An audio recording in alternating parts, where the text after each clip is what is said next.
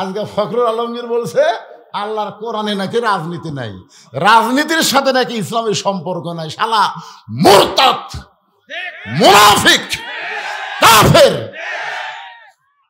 বুঝতে পারতেছেন না সামনের বাতাস?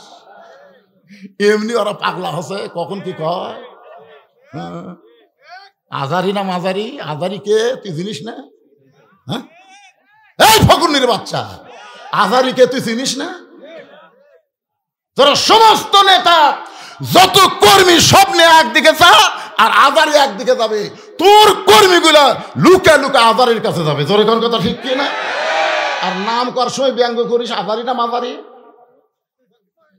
ভাগ্যগুণে আমরা একটা ইউনুস বসাছি। ইউনুস বসার পর থেকেই আমাদের কোরআনের মাহফিলের ব্যাপারে আর কোনো সমস্যা নাই।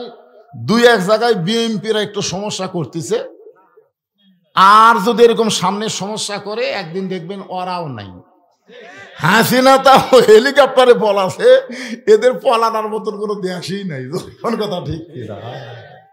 পাগলামি করো না। আজকে ফখরুল আলমগীর বলছে আল্লাহর কোরআনে নাকি রাজনীতি নাই, রাজনীতির সাথে নাকি ইসলামের সম্পর্ক নাই। শালা মুরতাদ, মুনাফিক, কাফের। সূরা মুলক পড়েন তো আপনারা? সূরা মুলক পড়েন। তাবারাকাল্লাযী বিয়াদিহিল মুলক ওয়া হুয়া আলা কুল্লি শাইইন কাদির।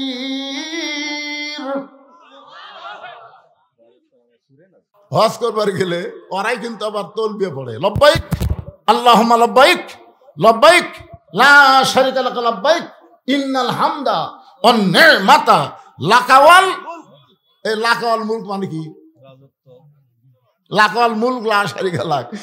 এরাতে হজ করবার দেওয়া করে স্বীকার করে আসলো রাজনীতির মধ্যে, রাজত্বের মধ্যে একমাত্র আল্লাহ ছাড়া অন্য কাউকে স্বীকার করি না। আর তোমরা বলতেছো ইসলামে নাকি রাজনীতি নাই, ইসলামে ফকরা নীতি নাই। ফকরা, আল্লাহর নীতি হলো রাজনীতি, আর মানুষের নীতি হলো ফকরা নীতি। আল্লাহ গানিয়ুন ওয়া আনতুমুল ফুকারা। আল্লাহ হলেন বাদশাহ, রাজা, আর আমরা হলাম ফকির। জোরে কোন কথা ঠিক কিনা?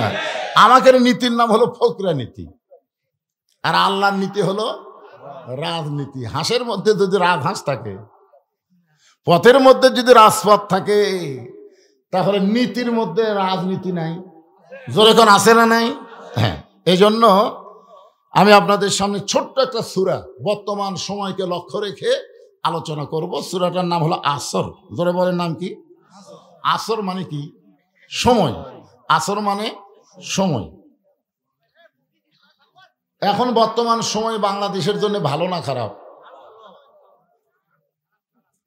খারাপ। ইউনুস নবীরে খাইল মাছেতে গিলিয়া, ফেরেশতা পাঠাইলেন আল্লাহ ইসমে আজম দিয়া। দমে দমে সে হরদম পড়ে সে ইসমে আজম, মাছেরই উদর হইতে বাঁচাইলা প্রাণ। সবাই বলেন আল্লাহু আল্লাহু, তুমি জাল্লে জালালুহু। শেষ করা তো যায় না গে তোমার গুণগান। আলহামদুলিল্লাহ। আল্লাহ সময়ের শপথ করতেছেন। সময় অত্যন্ত গুরুত্বপূর্ণ একটা বিষয়। আব্দুল আলিম বহু বছর আগে একটা গান গাইছে সময় নিয়া। মিশে মায়াই বন্দি থাইকা করলাম কত খেলা, পশ্চিমে তাকায়া দেখো তোমার ডুইবা গেছে বেলা। এক পলকের নাই ভরসা, এক পলকের নাই ভরসা, মিশে সকল আশা। কখন বুঝি দারুণ ঝড়ে ভাঙবে তোমার বাসা। এই বাসা মানে ঘর বাড়ি না। আমেরিকা কিন্তু আগুন দিয়ে জ্বলে ছাই হয়ে যাচ্ছে। আমেরিকা ইসরায়েলকে সহযোগিতা করবি, ফিলিস্তিনের মুসলমান বাচ্চাদের গায়ে তোরা আগুন ধরাবি। এখন মুসলমান মৌলবি করছে আজান দে, আজান দে। কে রে, তোর কি ঈশ্বরের খবর কি? গতকাল দেখলাম কতগুলো ভাড়াটিয়া মুসলমানকে বলতেছে আজান দাও ভাই, তো আগুন নিবারের মধ্যে। আমেরিকা, পাওয়ার তোদের হাতে নাই, পাওয়ার হলো আমার আল্লাহর হাতে। জোরে কোন কথা ঠিক? ছোট ছোট বাচ্চাদেরকে তোরা হত্যা করতেছিস। কি হচ্ছে রে বাবা?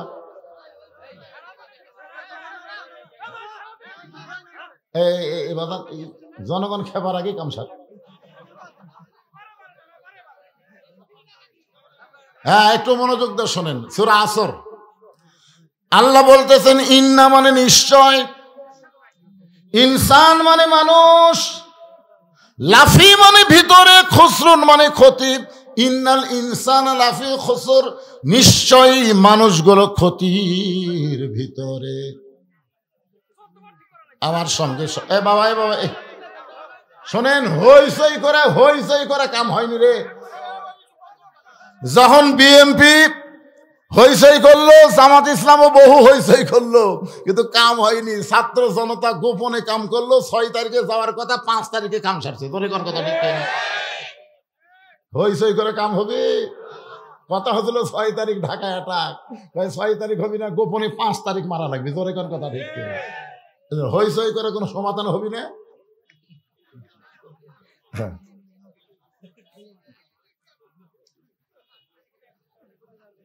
ইন্না মানে নিশ্চয়, শাব্দিক অর্থ শোনেন। ইনসান মানে মানুষ, জোরে কার ইনসান মানে, লাফি মানে ভিতরে, খুসরুন মানে ক্ষতি। নিশ্চয়ই মানুষগুলো ক্ষতির ভিতরে। সবাই আমার সঙ্গে বলেন, আদর করে মানুষ আল্লাহ বানায়া কেমনি দিবেন ক্ষতির মধ্যে ফেলিয়া। এই মানুষ সম্পর্কে আল্লাহ কোরআন শরীফে বলতে গিয়া 4টা শপথ করছে। জোরে বলেন কয়টা? ওয়াত্তিন, ওয়াজ্জাইতুন, ওয়াতুর সিনিন, ওয়াহাযাল বালাদিল আমিন। তারপরে আল্লাহ বললেন লাকাদ খলাকনাল ইনসানা ফি আহসানি তাকবীর। মানুষকে আল্লাহ তাআলা সর্ব উত্তম আকৃতি দিয়া সৃষ্টি করছে, আর সেই মানুষ ক্ষতির মধ্যে পড়ুক, এটা আল্লাহ চায়? এখন ছেলে নতুন ব্যবসা শুরু করছে, বাবা বলতেছে যতই ব্যবসা কর তোর লাভ হবি না। আরে ছেলে বলতেছে বাবা যত মানুষ আমার দোকানে আসে সবাই বলে লাভ হবি, আর আপনি কোন লাভ হবি না? বাপ বলতেছে ওরা তোদের ভালোবাসে, তোকে ভালোবাসা। যারা তোকে ভালোবাসে না তারা তোর ক্ষতি বোঝে না, কিন্তু আমি তোর ভালোবাসি বাজান। এই জন্য লাভের চাইতে ক্ষতি বেশি দেখতেছি। বর্তমান বাংলাদেশে খালি বাকি খাবি আর সুন্দর সুন্দর গল্প শোনাবি, পরে দেখবি তোর তবিলি নাই। আল্লাহ বান্দাকে এত ভালোবাসে, মানুষকে এত ভালোবাসে, যার কারণে ক্ষতির কথা বলে আমাদেরকে সতর্ক করে দিচ্ছে। জোরে কোন কথা ঠিক কিনা? হ্যাঁ, আল্লাহ বললেন ইল্লাল্লাযীনা আমানু ওয়া আমিলুস সলিহাতি ওয়া তাওয়াসাউ বিল হক ওয়া তাওয়াসাউ বিস সবর। এখানে 4টা বিষয়। জোরে কোন কয় বিষয়? 1 নম্বর বিষয় হলো ঈমান। আমাদের বাংলাদেশে মুসলমান আছে কিন্তু ঈমান নাই।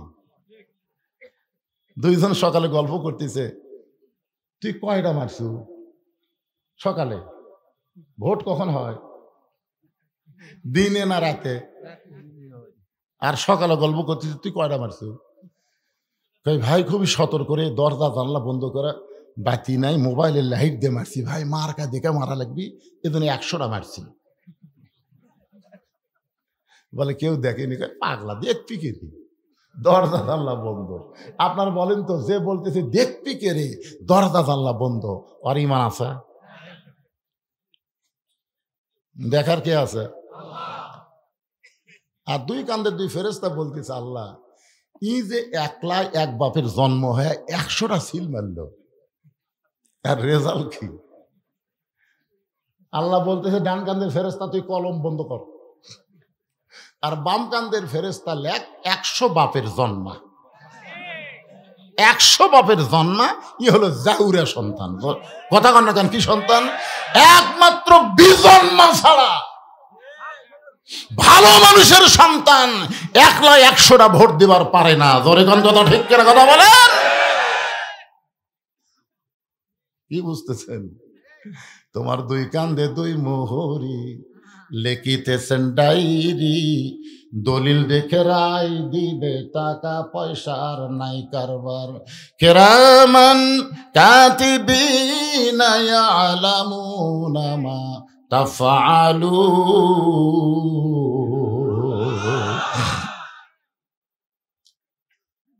একটু মনোযোগ দিবেন। 1 নম্বর হলো ঈমান। আসরের নামাজ পড়ে জমির ধান দেখবার গেছে, আসরের নামাজ জামাতের সাথে আদায় করা জমির ধান দেখবার গেছে, যার দিকে ওপর জমির পানি চলমল করতেছে, নিচে এর জমির পানি নাই। ওই তখন চারিদিকে তাকাছে, কেউ নেই। আস্তে করে বসে আল কাটা দিয়ে ওই পানি দিয়ে হাত ধোছে, ধুই আবার দাঁড়ায় চারিদিকে তাকায় বলে আলহামদুলিল্লাহ কেউ দেখেনি। আপনারা বলেন এর নামাজ আছে কিন্তু কি নাই? কথা বলেন কি নাই? আমাদের বাংলাদেশের অধিকাংশ মুসলমানের ঈমান নাই। এই কারণে আল্লাহ বলেছেন ওয়ামিনান নাসি মান ইয়াকুলু আমান্না বিল্লাহি ওয়া বিল ইয়াউমিল আখিরি ওয়া মা হুম বিমুমিনিন। এই পিনাকি ভট্টাচার্য আজকে হামাকলি একটা রিপোর্ট করছে, দেখছেন? আমি বলেছিলাম যেই দলে তকবীর নাই ওই দল হলো শয়তানের দল। এই কথা বলাতে বিএনপির আমার বগুড়া জেলার দায় সভাপতি আমার পর খেপে গেছে।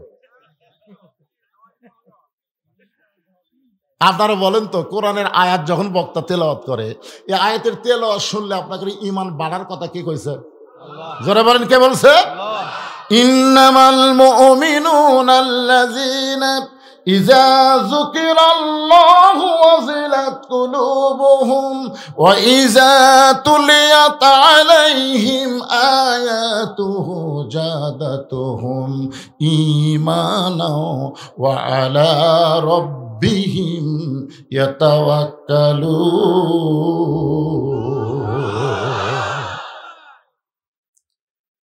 এই জন্য আল্লাহ 1 নম্বরে ঈমান।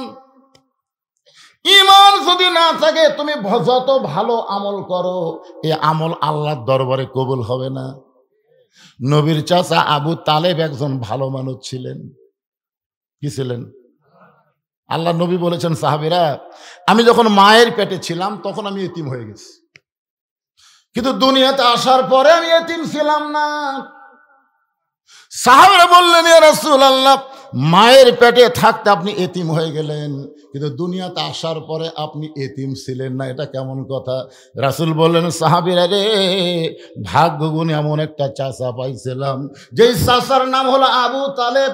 আমার এমন ভাবে লালন পালন করেছে, আমার যে বাবা নাই এটা কখনোই আমি বুঝতে পারিনি। শিশুকালে মইরা গেছে মা, গর্বে থাকতে মরছে পিতা, নবী চোখে দেখলেন না। কে করিবে লালন পালন, কে দিবে সান্ত্বনা, এই দুনিয়ার এতিম নবী ছিলেন একজনা, যিনি নবীকে বাবার দরদ দিয়ে লালন পালন করলেন। ওই মানুষটাও জাহান্নামে যাবে। কারণ কি? ঈমান নাই। জোরে কোন কি নাই? এই জন্য 1 নম্বর হলো ঈমান। সাহাবীরা জিজ্ঞেস করলেন ইয়া রাসূলুল্লাহ মা হুয়াল ঈমান, ঈমানটা কি? এত গুরুত্বপূর্ণ বিষয় যেটা আল্লাহ 1 নম্বরে রাখছে। রাসূল বললেন ইকরার বিল লিসান, তাসদিক বিল জানান, আমল বিল আরকান। এরই নাম হলো ঈমান। জবানে বলতে হবে লা ইলাহা ইল্লাল্লাহ, শুধু জবানে বললে হবে না, কলিজার মধ্যে ইমানের জায়গা দেওয়া লাগবে। জবানে তো ৭১ সালে অনেক হিন্দুরাও কলমা পড়ছে, কেবা মুরব্বীরা। আমার এলাকার এক হিন্দু আমাকে একদিন বলতেছে, দাদা মুসলমানের কলমার দাম আছে। তা আমি কইলাম, আপনি হিন্দু হয়ে কলমার দাম কেমনে বুঝলেন? যুদ্ধের সময় বুঝেছি ভাই, এই কলমা আমাদের মুকুট জারি থাকার কারণে আর্মির গুলির থেকে আমরা বেঁচে গেছি। আমি বললাম, দাদা খালি মুখে কলেমা জারি রাখার কারণে আর্মির গুলি থেকে যদি বাইসা যান, এই কলেমা কলিজার মধ্যে জায়গা দেন, আল্লাহ জাহান্নামের আগুন থেকে আপনাকে বাঁচিয়ে দিবে। আজ থেকে 15-20 দিন আগে আমার এলাকার যত হিন্দু, বুঝলেন, সমস্ত হিন্দু আমার মাদ্রাসা থাকছে। আমি তো ওয়াজ করে শুইছি, 1100 পাহাড় বউ বলতেছে সব হিন্দু আছে। আমি চিন্তা করলাম, হিন্দুর বিরুদ্ধে কোনো ওয়াজ করছি নাকি? আমি খুব চিন্তা ভাবনা করে নিচে এসে বললাম, দাদারা খবর কি? বলে, হুজুর আমরা আপনার দল কর্ম। আমি কইলাম, আপনারা হিন্দু, আমি কোরআনের দল করি। হুজুর কোরআনের দল করা ছাড়া কোনো উপায় নাই। আরে বাংলাদেশের হিন্দুরা দাড়ি পাল্লা ভোট দিবি, ধরে কথা বলে বুঝতে পারতেছেন না? সামনের বাতাস এমনি ওরা পাগলা হসে, কখন কি কয়। আজারি না মাজারি? আজারি কে তুই জিনিস না? হ্যাঁ, এই ফকুন্নির বাচ্চা, আজারি কে তুই চিনিস না? তোরা সমস্ত নেতা যত কর্মী স্বপ্নে একদিকে যা, আর আজারি একদিকে যাবে। তোর কর্মীগুলা লুকা লুকা আজারির কাছে যাবে। তোর কোন কথা ঠিক কি না? আর নাম কর সময় ব্যঙ্গ করিস আজারি না মাজারি, পিঠন কাছে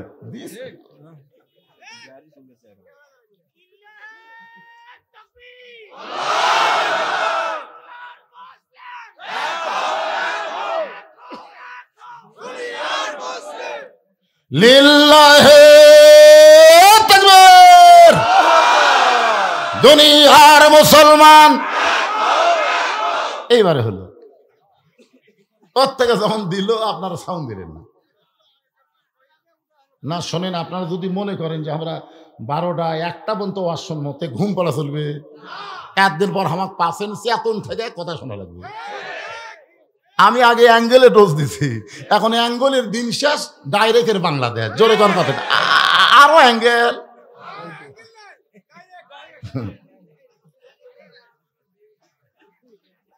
তাহলে একটু মনোযোগ দিয়ে শোনা লাগবে। এখানে 1 নম্বর ইমান, ইমানকে ব্যাখ্যা করা হচ্ছে ইকরার বিল লিসান, জবানে বলতে হবে লা ইলাহা ইল্লাল্লাহ, শুধু জবানে বললে হবে না, তাসদিক বিল জানান, ওই ইমানটা কলিজার মধ্যে জায়গা দেওয়া লাগবে। ইমান যখন কলিজার মধ্যে সেট হয়ে যাবে, ওই ব্যক্তির কাছে জীবনের চাইতে ইমানের গুরুত্ব বেশি হবে।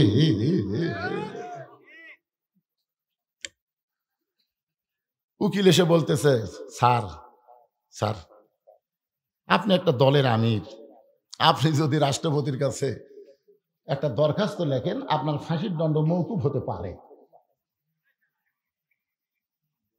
ফাঁসির দণ্ড মওকুফ হতে পারে। তো আসামি মুচকি মুচকি হাসতেছে।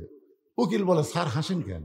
বলে, হাসার কারণ হলো আমি আমার জীবনে 3টা রাষ্ট্রপতি ক্ষমতার থাকা অবস্থায় মরা দেখছি।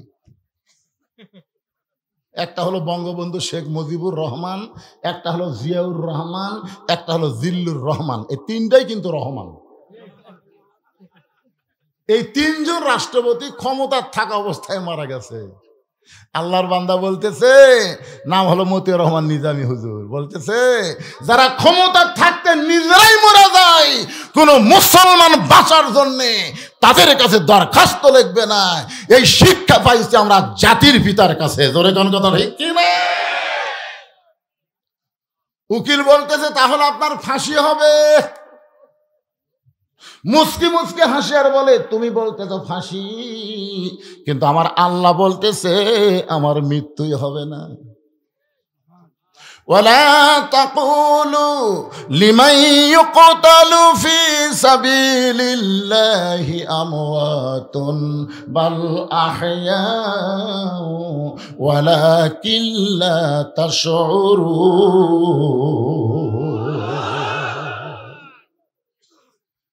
কলিজার মধ্যে যখন ঈমান থাকবে, মীর কাসিম আলীর কাছে উকিল বলতেছে, স্যার রাত 12টায় কিন্তু আপনার ফাঁসি হবে। মুসকি মুসকি হাসিয়ার বলে, এখন কয়টা বাজে? বলে 9:30। আলহামদুলিল্লাহ, 2.5 ঘন্টা এখন আছে।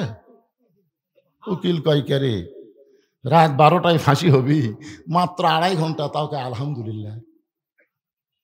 বলতেছে, ভাই আমি একটু ঘুম পাড়ি, 2.5 ঘন্টা বসে থেকে কি হবি, আমি একটু ঘুম পাড়ি, ঘন্টা 2 পরে আমার ডাক দিও তো। চিন্তা করে দেখেন, যার 12টা ফাঁসি হবি, তাই ঘুম পাড়বি, ঘন্টা 2 পরে আমার ডাক দিও।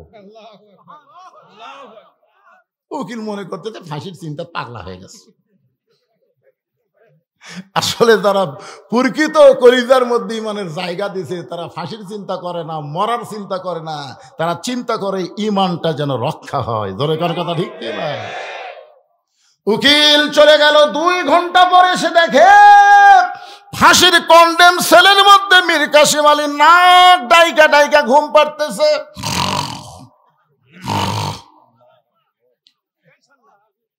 উকিল কয়, কে রে, মানুষ করে, আর 8 ঘন্টা পর তার ফাঁসি হবি, আর এ হারে ঘুম পাড়তেছে। পায়ের লোক নাড়াইছে, সঙ্গে সঙ্গে চেতন পেয়ে বলে, ভাই ফাঁসির সময় কি হয়েছে? বলে, স্যার এখনো 8 ঘন্টা দেরি। ওযু করে 2 রাকাত নামাজ পড়ে কোরআনের 2টা সূরা তেলাওয়াত করে উকিলকে বলতেছে, দেখো তো যে কয়টা পাঞ্জাবি আছে এর মধ্যে কোনটা সবচাইতে ভালো? বলে, ভালো পাঞ্জাবি কি করবেন? বলে, সেইটা পরে ফাঁসির মঞ্চে যাবার চাই। উকিল বলে, আপনি কি শ্বশুর বাড়ি যাবেন? ভালো পাঞ্জাবি গায়ে দিয়ে আতর সুরমা লাগায়া মাথার চুল দাড়ি হাসনানোর পরে বলতেছে, দেখো তো আমার কেমন লাগতেছে। উকিল বলে, স্যার আপনার ফাঁসি হবে, আপনার ফাঁসি হবে। বলে, তুমি বলতে তো ফাঁসি, কিন্তু ঘুমের মধ্যে গিয়ে আমি দেখতে পাইছি ফাঁসির মাধ্যমে আল্লাহ তাআলা আমার 8টা জান্নাতের দরজা খুলে দিবে। তাসদিক বিল জানান। কলিজার মধ্যে যখন ঈমান ঢুকবে, ওই মানুষের কাছে জীবনের চাইতে ঈমানের গুরুত্ব বেশি হবে। তুমি যতই চেষ্টা করো, তুমি তোমার ঈমান বাঁচাবার পারবা না, তুমি তোমার জীবন বাঁচাবার পারবা না। তবে একটু চেষ্টা করো, আল্লাহ তোমার ঈমান বাঁচায়া দিবে।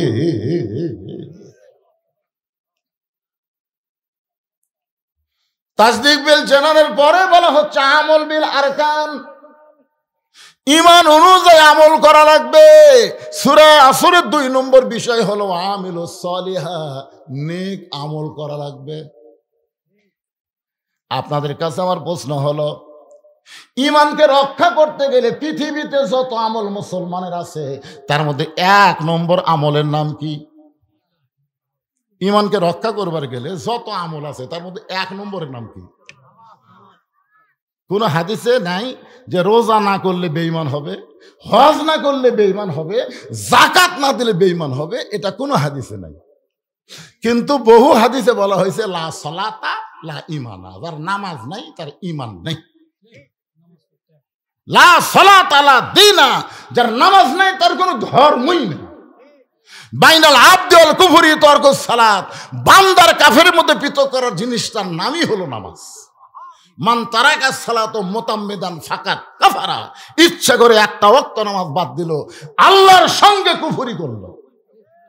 আপনারা বলেন তো, বাংলাদেশে আমি 42 বছর ধরে ওয়াজ করতেছি, এই নামাজের ওয়াজ, আরো কত আলেম এই নামাজের ওয়াজ করলো, কিন্তু এখন পর্যন্ত মানুষ তো নামাজ ধরলো না। নবুয়তের 10ম বৎসরে নবীকে আল্লাহ 5 ওয়াক্ত নামাজ দিল। এরপরও নবী মক্কা ছিল 3 বছর। মক্কা 3 বছরে নবী বললেন, আল্লাহ আপনি যেখানে নামাজের কথা বলেছেন, কোরআনের শুরুতেই আল্লাহ বলেছে আল্লাযীনা ইউমিনুনা বিল গায়বি ওয়া ইউকিমুনাস সালাত। এ শুরু হলো। এখান থেকে আরো 81 বার আল্লাহ কোরআনে বলেছে নামাজ কায়েম করো।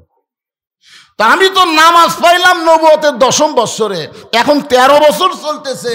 এই 3 বছরে গোপনে গোপনে আমরা নামাজ পড়লাম, কিন্তু নামাজ তো কায়েম করা যাচ্ছে না।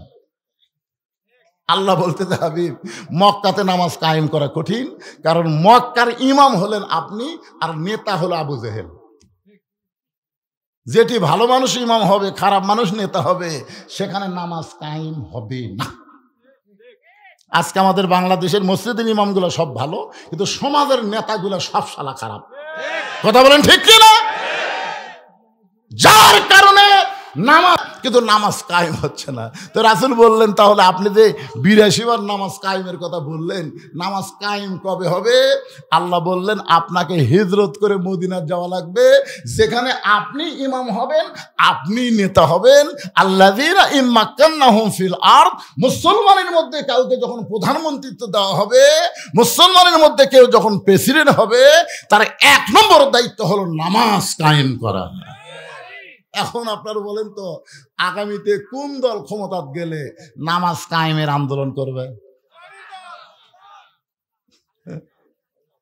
যে শালারা বলতেছে ইসলামের রাজনীতি নাই। হায় হায় রে,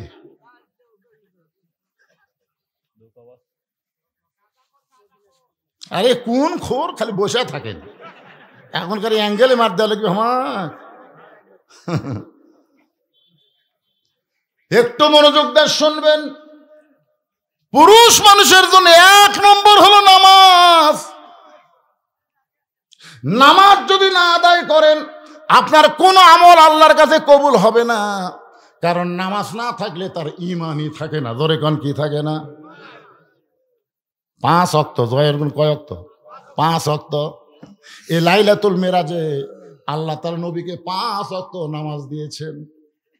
সূর্য উদয়ের আগে 2 রাকাত ফরজ, সূর্য যখন পশ্চিম দিকে হেলে যাবে তখন 4 রাকাত ফরজ, সূর্যের পাওয়ার যখন কমে যাবে তখন 4 রাকাত ফরজ, সূর্য অস্ত যাওয়ার সাথে সাথে 3 রাকাত ফরজ, রাতের অন্ধকার যখন গাঢ় হবে এমন সময় 4 রাকাত।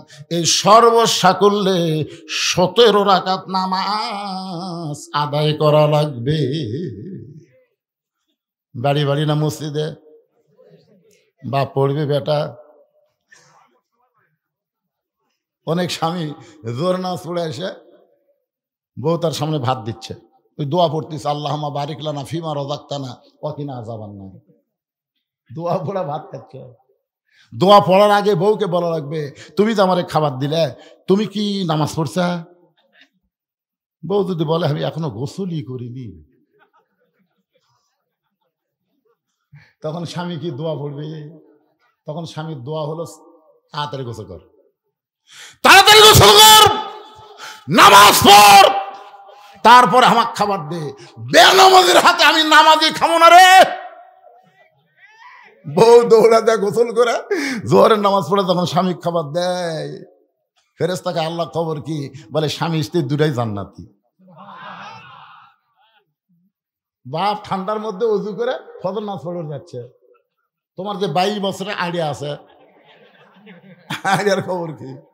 এক মুয়াজ্জিন আমারে কয়, হুজুর কিছুদিন হলে আমি দেখতেছি, আমি ফজরে যখন আজান দিই তখন কুত্তাকে দৌড়ে আসে আমার সাথে লোকমা দেয়। আমি আজান দিই, কুত্তাকে করে। তা আমার কয়, হুজুর দেখেন তো কোনো দোয়া কোরআনে আছে কিনা, যে দোয়া পড়লে আজান দেওয়ার সময় কুত্তা চিল্লাবি না। তখন আমি কইলাম, ভাই একটা দোয়া আছে। বলে, সেটা কি দোয়া? মানে সেই দোয়া হলো, তুমি আজান দেওয়ার আগে তোমার বাড়িতে খোঁজ করো তো তোমার ছেলে মেয়েরা কি নামাজ পড়ে। তোর মুয়াজ্জিন কয়, হুজুর আমার 2টা ছেলে আইডিয়া হয়ে গেছে, এত নামাজ পড়ে না। আল্লাহ কোরআনে বলেছেন, কু আনফুসাকুম ওয়া আলাইকুম নার, জাহান্নামের আগুন থেকে বাঁচবার গেলে একলা বাঁচলে হবে না, আহাল পরিবার নিয়ে বাঁচা লাগবে। তুমি মুয়াজ্জিন আজান দাও আর তোমার ছেলেই নামাজ পড়ে না, এটা কুত্তের সহ্য হচ্ছে না। এই জন্য কুত্তা লোকমা দিছে। ঠিক হুজুর? পুরুষ মানুষের জন্য 1 নম্বর হলো নামাজ। আমার মা বোনেরা যারা পর্দায় আছেন তাদের জন্য 1 নম্বর কিন্তু নামাজ না। ও আমিলুস সলিহাত থেকে আমি কথা বলছি, সূরা আসরের 2 নম্বর বিষয়। মেয়ে মানুষের জন্য 1 নম্বর হলো পর্দা। জোরে বলেন, মেয়েদের 1 নম্বর নাম কি? আরো জোরে, জোরসে বলুন। ওয়াজ দিয়ে হবে, আমি যতই ওয়াজ করি আমার ওয়াজ দিয়ে আপনার বউ পর্দা করবে না।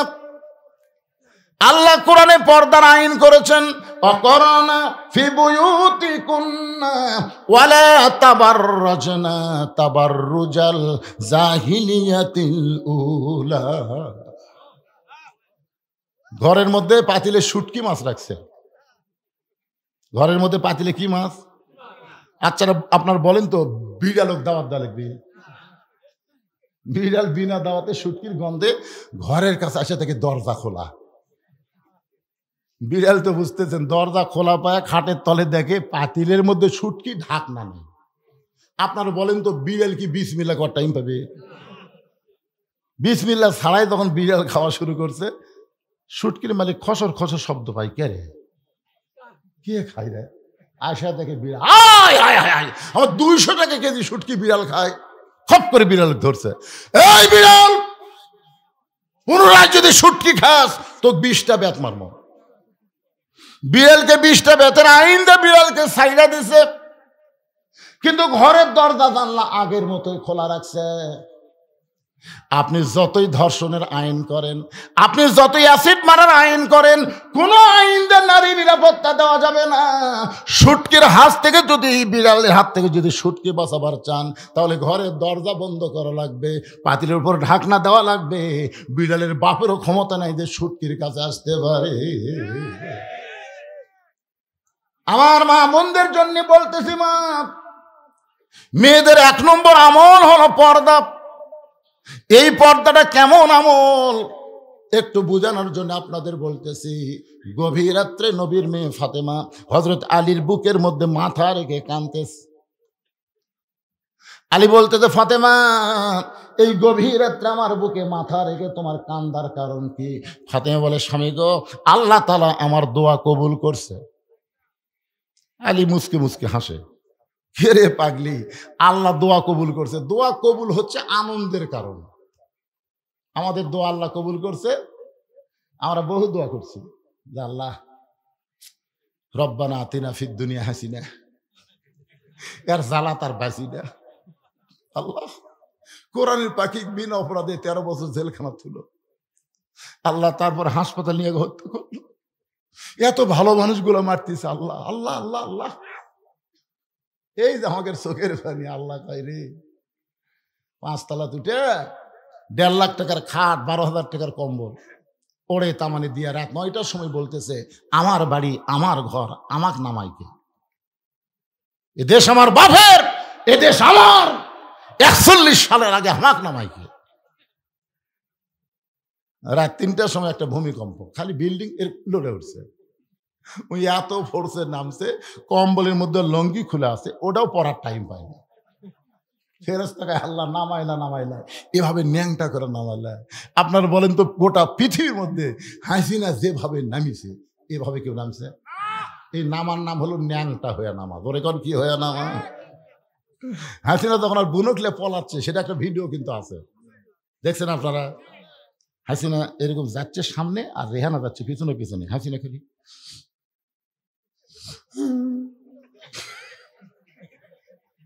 চলতে পথে 2 দিন থামিলাম, যাবার কালে এক সামসারও দেখা না পাইল।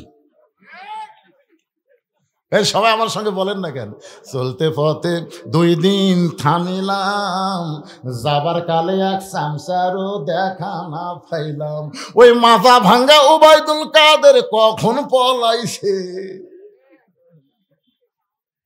শামীম ওসমান কখন পলাছে রে? আয় আয়, যারা মাইক পালি কই খেলা হবে, খেলা হবে।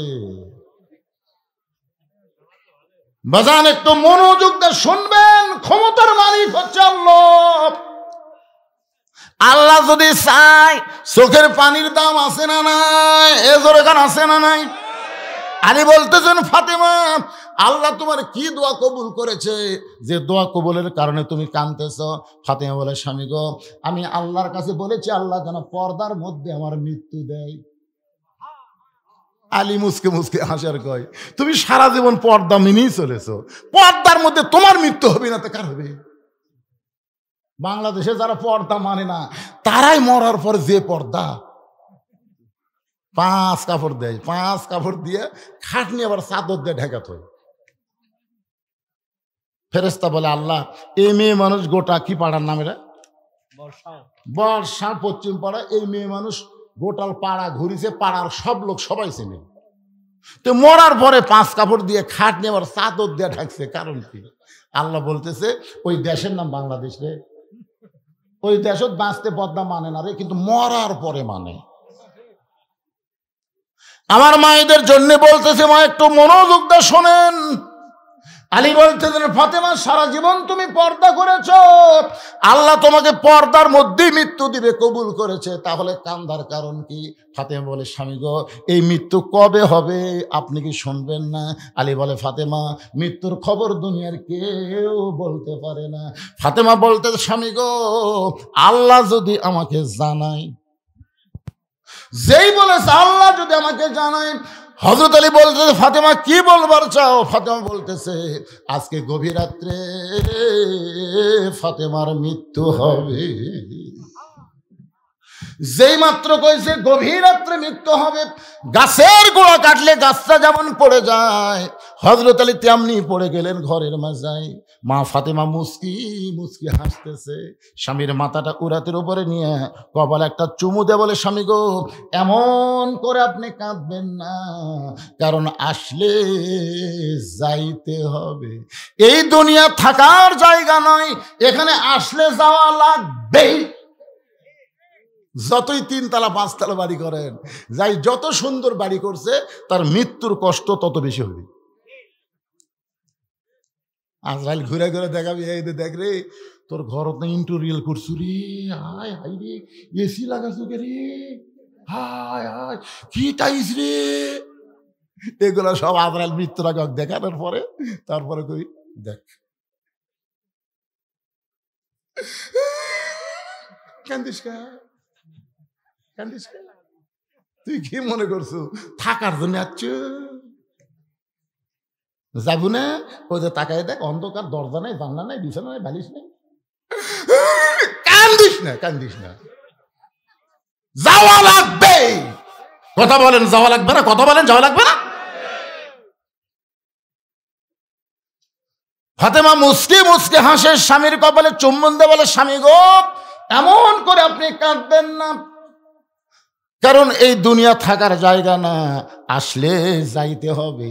আমি এতদিন বাবার মুখে শুনেছি, আমার বাবা বলেছে পৃথিবীর ভিতরে সবচাইতে শক্তিশালী পুরুষের নাম হলো হযরত আলী।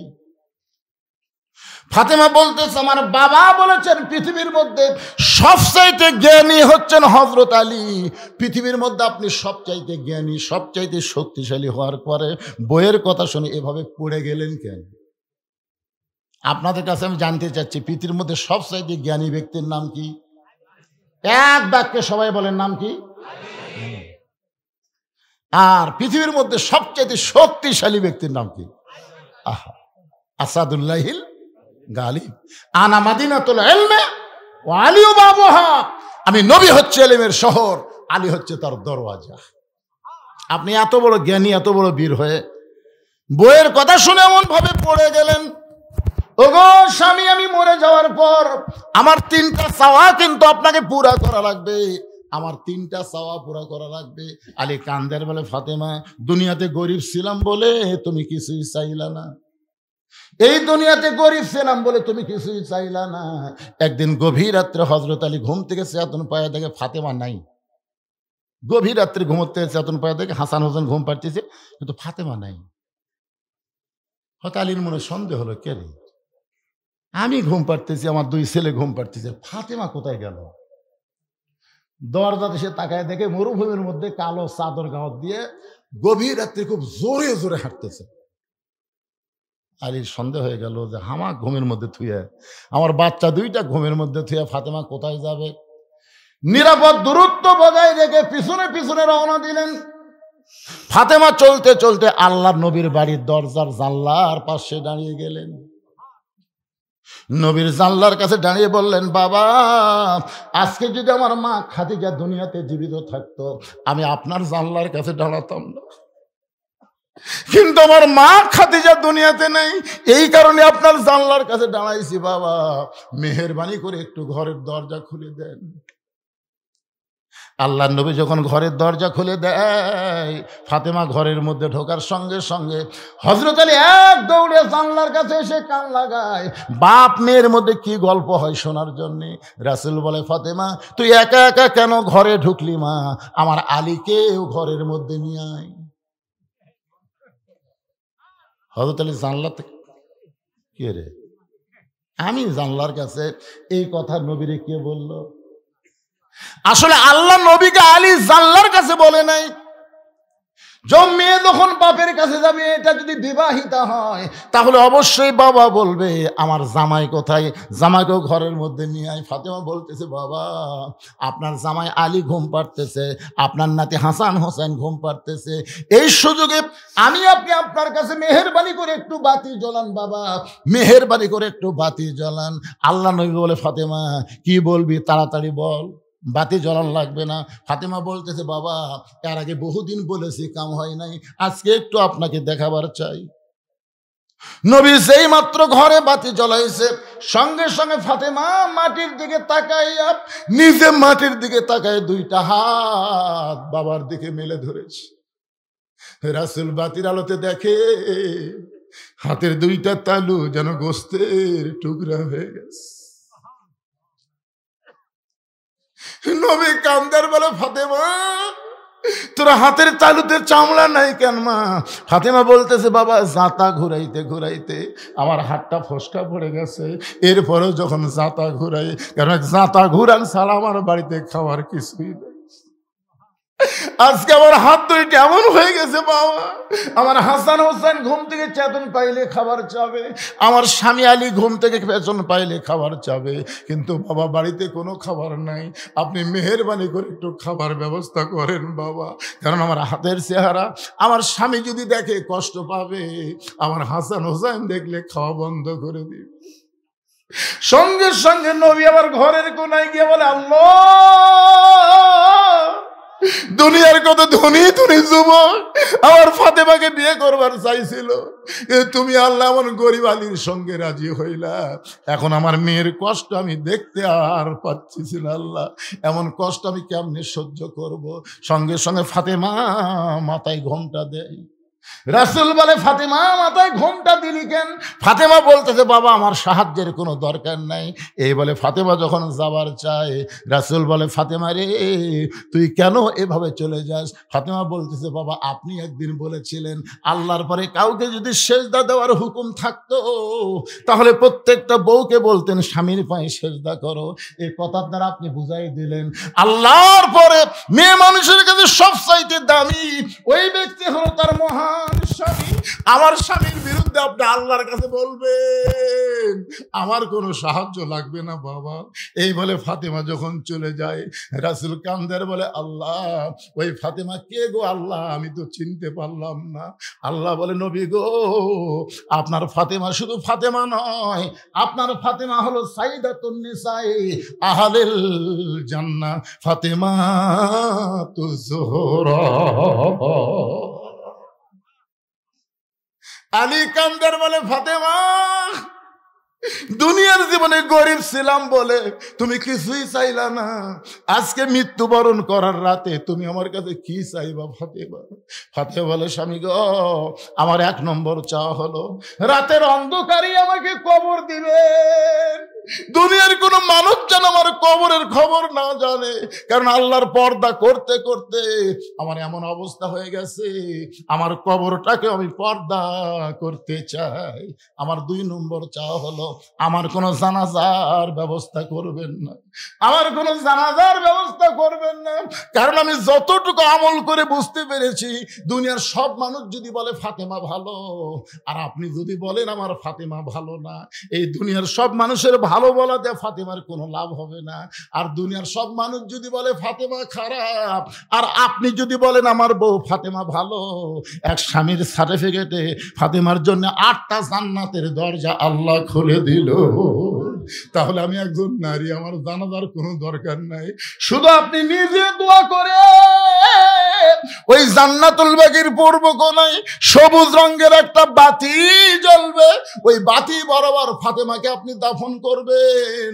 আমার কবর খুঁড়তে যদি আপনার কষ্ট হয়, তাহলে আপনার একান্ত বন্ধু কেউ যদি থাকে দুনিয়ায়, তার একটু বলে দিবেন সে যেন গোপনে ফাতেমার কবরটা খনন করে দেয়। হযরত আলী গভীর রাত্রে আবু যর গিফারির জানলার কাছে ছোট বাচ্চার মতন ফোঁপায় ফোঁপায় কাঁদতেছে। আবু যর গিফারি দরজা খুলে বলে, আলী ভাই, জীবনে বহু যুদ্ধ তোমার সঙ্গে করলাম, কোন যুদ্ধে তোমাকে পরাজিত হয়ে আমি কাঁদতে দেখি নাই, আজকে তোমার জীবনে এমন কি যুদ্ধ শুরু হলো? আলী, তুমি কেন আমার জানলার কাছে কাঁদতেছো? আলী বলতেছে, আবু যর, জান্নাতুল বাকির পূর্ব কোণায় সবুজ রঙের একটা বাতি জ্বলতেছে, ওই বাতি বরাবর একটা কবর কর, একটা পর্দা নিশি আজকে রাত্রে মৃত্যুবরণ করবে, তাকে রাতের বেলায় দাফন করা লাগবে। আবু যর গিফারি বলে, আলী ভাই, সেই পর্দা নিশি কে গো? তার নাম কি তোমার মুখস্থ নাই? আলী বলতেছে, কেমনে বলবো, কেমনে বলবো? 6 মাস আগে আল্লাহর নবী দুনিয়া থেকে বিদায় নেওয়ার পর আমার হাসান হোসেন পাগল হয়ে গেছে, যেখানেই সাহাবী পায় সেখানে জিজ্ঞাসা করে, আমার নানাকে তোমরা কোথায় লুকায় রাখছো? মাত্র 6 মাস আগে আমার 2টা সন্তান নানা হারাইছে, আজকে গভীর রাত্রে ওদের মা ওদেরকে ফাঁকি দিয়ে বিদায় নিয়ে চলে যাবে। আবু যর গিফারি বলে, আলী রে, তুমি তোমার হাসান হোসেনকে কেমনে সামাল দিবা? আলী বলতেছে, হাসান হোসেনের কথা পরে চিন্তা কর, আগে যা একটা কবর কর। আবু যর গিফারি কোদাল নিয়ে ওই জান্নাতুল বাকির পূর্ব কোণায় গিয়া দেখে সবুজ রঙের একটা বাতি জ্বলতেছে, যেই বাতির কোনো তার নাই, বাতির কোনো সুইচ নাই, বিনা তারে বিনা সুইচ আমার আল্লাহ তাআলা অটোমেটিক জ্বলায়া দিছে। আবু যর গিফারি বাতির নিচে লক্ষ্য করে দেখে বাতির আলোকার গোলাকার হয়নি, বাতির আলো কবরের মতন চারকোনা, ওই আলোর মধ্যে কোদাল দিয়ে কবর খুঁড়তেছে। খুঁড়তে খুঁড়তে এক সময় বলে, কবর, তুই কি জানিস রে কবর, এই গভীর রাত্রে কবর খুঁড়তেছি, তোর মধ্যে কাকে দাফন করা হবে? এ কবর, খবরদার বেয়াদবি করবি না। আল্লাহ নবীর মেয়ে হওয়ার পরেও নবী তাকে মায়ের সম্মান দিয়েছে, সেই ফাতেমাকে আজকে রাত্রেবেলা দাফন করা হবে। কোদাল দিয়ে কবর খুঁড়তে খুঁড়তে এক সময় বলে, কবর রে, খবরদার বেয়াদবি করিস না, তোর মধ্যে এমন একজন মাকে রাখা হবে যার 2টা সন্তান জান্নাতি যুবকদের সর্দার হবে। এ কবর, খবরদার বেয়াদবি করতে পারবি না। কোদাল দিয়ে কবর খুঁড়তে খুঁড়তে আবু যর গিফারি বলে, কবর, তোর মধ্যে আজকে এমন একজন বিবিকে রাখা হবে যার স্বামী হলো আসাদুল্লাহিল গালিব, খবরদার কবর বেয়াদবি করিস না। এই বলে আবার যখন কোদাল মারতে চাই, এমন সময় কবরের ভিতর থেকে একটা আওয়াজ আসতেছে। এই আওয়াজ কিন্তু নবীর মেয়ে ফাতেমার জন্য না, এই আওয়াজ হলো আমাদের সকলের জন্য, যারা আমরা কবরে যাব। জোরে কোন ঠিক কিনা? কবরের মধ্য থেকে আওয়াজ আসতেছে, কার মেয়ে, কার মা, কার বিবি এটা কবর দেখবে না। আমল যদি ভালো হয় কবর জান্নাতের বাগান হয়ে যাবে, আর আমল যদি খারাপ হয় কবর জাহান্নামের গর্ত হয়ে যাবে। এজন্য আমার সঙ্গে সকলে একটু গুনগুন করে পড়েন, কিন্তু যেদিন ডাক পড়িবে, সবাই বলেন, কিন্তু যেদিন ডাক পড়িবে কবর মাঝে যাইতে, জোগাড় কিছু করছো বন্ধু তার মাঝে বিছাইতে। আপনারা বলেন তো, কবে ডাক পড়বে? কথা বলেন ভাই, কবে রে? তো যে মোশন নিয়ে চলতেছেন, যে মোশন নিয়ে আপনারা হাঁটতেছেন, আর এখনকার ছেলেদেরকে দেখে মনে হচ্ছে না এরা কোন সময়ের মানুষ। আসর, আল্লাহ সময়ের শপথ করেছেন। ছোট্ট একটা বাচ্চা আমার কাছে নিয়ে এসে, হুজুর খালি কান্দে, দোয়া করেন হুজুর। আমি সূরা ফাতিহা 3 বার পড়ে ফু দিলাম, কারণ সূরা ফাতিহার একটা নাম হলো সূরাতুশ শিফা। কি কি দোয়া করলেন হুজুর? ফু দেওয়ার পর আরো কান্না বেড়ে গেছে। আমি একটা পানি পড়া দিলাম আয়াতুল কুরসি পড়ে, যদি কোনো নজর টজর থাকে তো পানি পড়া দিলাম, বললাম 3 বার খাওয়াও। কয়েকদিন পরে সে হুজুর দোয়া বর্তমান সময়ে দোয়া দরুদের খাওয়া নেই। আমি বললাম বারে কি হলো রে, দোয়া দরুদ দিয়ে কাম হচ্ছে না। কয়েক মাস পরে বললাম মা তোমার ছেলের খবর কি? কার কান্দে না হুজুর? কোন দোয়ায় কাম হলো? দোয়া কে লাগবি, ওর বাবাকে মোবাইল কিনে দিছে, যখনই কান্দে চালু করে দেয়। আপনি শুনলে আশ্চর্য হবেন হুজুর, আমার ছেলে মোবাইল ছাড়া ভাত খায় না। কি সময় রে, আল্লাহ এমনি সময় শপথ করছে। এখনকার অধিকাংশ ছেলেরা মোবাইল হাতে পাইছে, কথা কন না কেন পায় নাই? স্বয়ং জিবরাইল এসেও যদি ওয়াজ করে, ওয়াজ দিয়ে এদেরকে ভালো করা যাবে না। এদেরকে ভালো করতে গেলে অনুনাজ্জিলু মিনাল কোরআনি মা হুয়া শিফাউ ওয়া রাহমাতুল লিল মুমিনিন। আমার সঙ্গে স্লোগান দেওয়া লাগবে। আমি যেই বলবো সব সমস্যার, এর মধ্যে আমার মোটর সাইকেলের কোন জমিদার ঢুকতে ধরে জায়গা হচ্ছে না, আবার মোটর সাইকেল কি স্লোগান দেবেন? গলা খাঁকারে দেন। আমি যেই বলবো সব সমস্যার সমাধান, আপনার বলবেন দিতে পারে আল কোরআন। সব সমস্যার সমাধান আল কোরআনের আলো। মাশাআল্লাহ, দেখা ভালো রে, দেখা ভালো। আমি গতকাল পাবনা ওয়াজ করলাম 2টে, দিনে একটা রাতে একটা। আমি যেই বলছি আল কোরআনের আলোকে ঘরে ঘরে জানো না, এটি আলহামদুলিল্লাহ।